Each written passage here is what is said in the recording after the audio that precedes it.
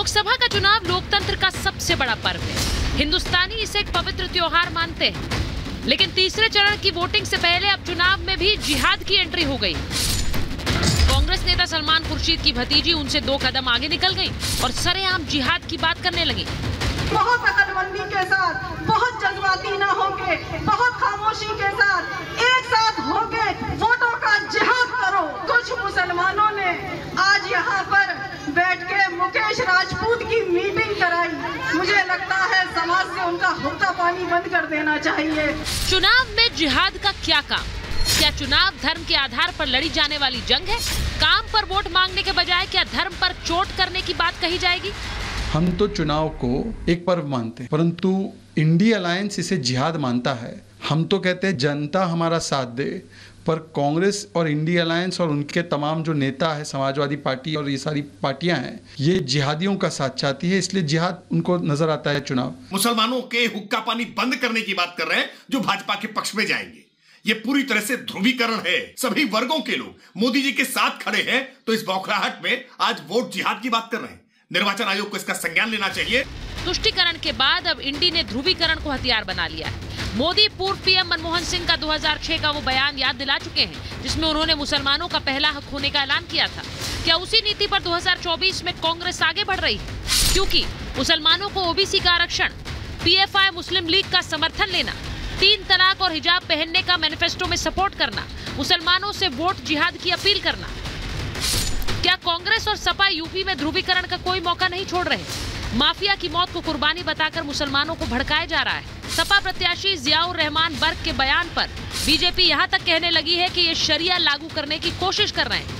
आजम खान साहब को जेल में डालकर, उनके पूरे परिवार को जेल में डालकर जो किया गया है, चाहे हमारे शाहबुद्दीन साहब हो, अतीक अहमद साहब हो, मुख्तार अंसारी साहब हो, जो उनके साथ में जो सूरत हाल हुई है कोई उसको भूल नहीं सकता। इनका एजेंडा विपक्ष का शरिया कानून लागू करने का है। समाजवादी पार्टी का चरित्र हमेशा अराजकता और गुंडागर्दी का रहा है। ये उनके अपने आप को जोड़कर चलते हैं, इनके यही लोग आदर्श। चुनाव क्या अब विकास के बजाय धार्मिक मुद्दों पर आ गया है, जहां मजहब के नाम पर डरा धमका कर वोट लिया जाएगा? आप डरा कर वोट नहीं ले सकते हैं। आप हिंदू मुस्लिम को अलग करके वोट नहीं ले सकते हैं। जो वोट आपको मिलते होंगे वो भी इस बयानों से भागने वाले हैं और बुरी तरह से आपकी हार होने वाली है। अगर वोट जिहाद होना है, मतदान जिहाद होना है, तो बिल्कुल होना चाहिए। इससे जो मतदान प्रतिशत है वो बढ़ना चाहिए।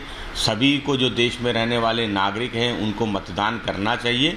और जिहाद का मतलब आंदोलन होता है, मतदान जरूर करना चाहिए। देश के नागरिकों का अधिकार है, उस अधिकार का इस्तेमाल करना चाहिए। मोदी को हराने के लिए क्या चुनाव में मजहब ही हथियार बचा है? शायद इसीलिए सियासी मैदान में अब विपक्ष मजहबी पिच पर उतर आया है। लेकिन क्या इस खेल में वो मोदी को मात दे पाएंगे या उनकी ही सियासी गिल्लियां उड़ जाएंगी? Bureau report, Republic Bharat.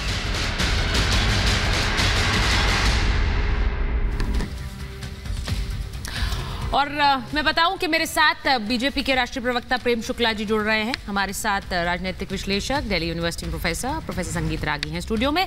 हमारे साथ डॉक्टर अजीज खान है, राष्ट्रीय प्रवक्ता है समाजवादी पार्टी के। संजय सरकार टीएमसी के नेता हैं और राजनीतिक विश्लेषक दुष्यंत नागर जी स्टूडियो में।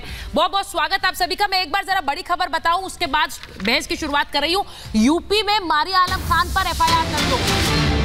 भड़काऊ बयानबाजी पर यह एफआईआर दर्ज हुई है। एफआईआर में सलमान खुर्शीद का भी नाम है। यानी जो वोट जिहाद की बात कर रही थी मारिया आलम खान, उनके खिलाफ एफआईआर दर्ज हुई है यूपी में। वो कह रही थी कि वोट जिहाद करो और जो ये ना करे, एक मुश्त वोट ना दें, उनका हुक्का पानी बंद होना चाहिए। अब मुझे सबसे पहले यही पूछना है कि ये वोट जिहाद क्या होता है अजीज खान साहब? चुनाव में काम की बात होगी या फिर धर्म की बात होगी और वोट जिहाद की बात होगी? ये क्या है वोट जिहाद? सर पहले तो जरा लोगों को समझाइए, क्योंकि बड़ा अजीब है ये कि भरी सभाओं में नेत्री कह रही है वोट जिहाद करिए। अच्छा सुचिरता जी, ये जो आपको मिला हुआ है वीडियो, ये किस स्रोत से मिला हुआ है? इसका ग्राउंड क्या है? भाई इको मेरा ठीक कर दीजिए प्लीज। इको ठीक करें, पीसीआर इको ठीक करें। हाँ देखिए, एक बात आप जानिए, आप कितना भी बहकाने की कोशिश की जाए, आप क्या झुटला रहे हैं? अलग अलग वीडियो आप प्रसारित करें, लोग प्रसारित करें, बीजेपी इधर उधर से मुहैया कराए। हाँ। मैं एक बात बताऊं, जनता 10 साल का हिसाब मांगती है। आप 10 साल के हिसाब में बात करिए। आपको वोट 10 साल के हिसाब पे देना है। आपको हिंदू मुसलमान पे वोट नहीं देना है, और ना हिंदू मुसलमान पे वोट करना चाह रही है जनता। जनता चाह रही, हिसाब दीजिए, बहुत हिंदू मुसलमान करके 10 साल में लोगों को आपने गुमराह किया है। कहां से वीडियो है, कौन वीडियो बोल रहा है, सही है गलत है, कोई पुष्टि नहीं है उसकी अभी। कहीं कुछ उसका कहीं ऑफिशियल वीडियो नहीं है, किसी ने उसकी पुष्टि नहीं की है। हकीकत यह है कि इस तरीके का नैरेटिव सेट करना ये बहुत दुखद है। हमें तकलीफ हो रही है कि माननीय मोदी जी अपने 10 साल के काम को नहीं गिना पा रहे।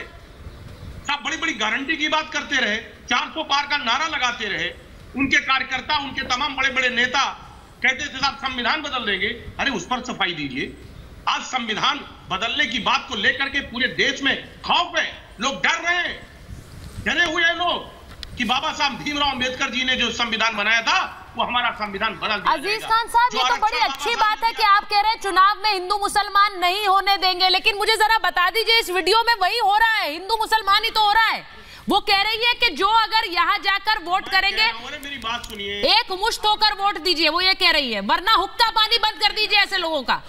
सुचेता जी मेरी बात सुनिए। हाँ, इस देश में जो डर है, मोहन भागवत जी ने कहा आरक्षण खत्म कर देंगे। हाँ, उस पर सवाल जनता पूछना चाह रही है। कब बोला है सर? समाज पिछड़ा समाज। सर कब बोला है मोहन भागवत ने कि आरक्षण खत्म कर देंगे? खत्म करेंगे कैसे? कब बोला है? नहीं, एक मिनट। बिहार में नहीं बोला।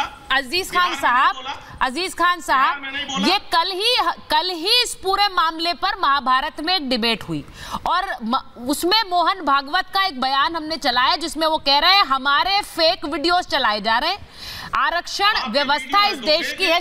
सुनिए मेरी बात सुनिए। अगर देश का प्रधानमंत्री, आज भी मोदी जी ने कहा है, आज भी देश के प्रधानमंत्री ने भरी सभा से कहा है आरक्षण को लेकर इसे कोई खत्म नहीं कर सकता है, लेकिन फिर वही फेक नैरेटिव जब देश के प्रधानमंत्री कह रहे हैं, गृह मंत्री कर रहे हैं, आपको नहीं पता डीप फेक वीडियो को लेकर कितना हंगामा हुआ है? हाँ। आप मौका दें, एक मिनट आप बताइए, आप देश की बड़ी पत्रकार है, बड़े चैनल पे बात हो रही है, क्या मोहन भागवत जी ने पिछले इलेक्शन में बिहार में नहीं कहा था कि आरक्षण खत्म करने की जरूरत है?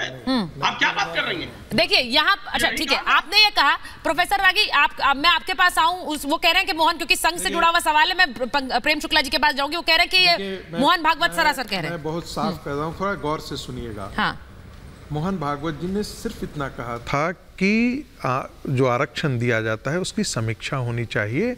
बहुत सारे ऐसे लोग हैं जिनको आरक्षण का लाभ नहीं मिला है। कई ऐसी जातियां हैं जो आरक्षण के लाभ ले चुके हैं, और बहुत सारे वही ओबीसी के अंदर हैं जिनको नहीं होता है। यदि एकेडमिक डिस्कोर्स पढ़िएगा तो मैं आपको बता दूं, हमारे विद्वानों में भी लोग कहता है there should be reservation within the community also, क्योंकि एक बार आप लाभ ले चुके हैं तो आप उसी समुदाय से बिलोंग करते हैं, उसके दूसरे लोगों को भी आरक्षण का लाभ मिलना चाहिए। कहीं भी उन्होंने नहीं कहा था, और मैं तो उस दिन जो है उसके अगले दिन जिस निकला था मैं झंडे वाला में ही था, कभी नहीं कहा राष्ट्रीय स्वयंसेवक संघ ने। परम पूजनीय बाला साहब देवरस जी ने कहा था हिंदू समाज आरक्षण की मार झेल सकता है, लेकिन हिंदू समाज का विघटन नहीं देख सकता है।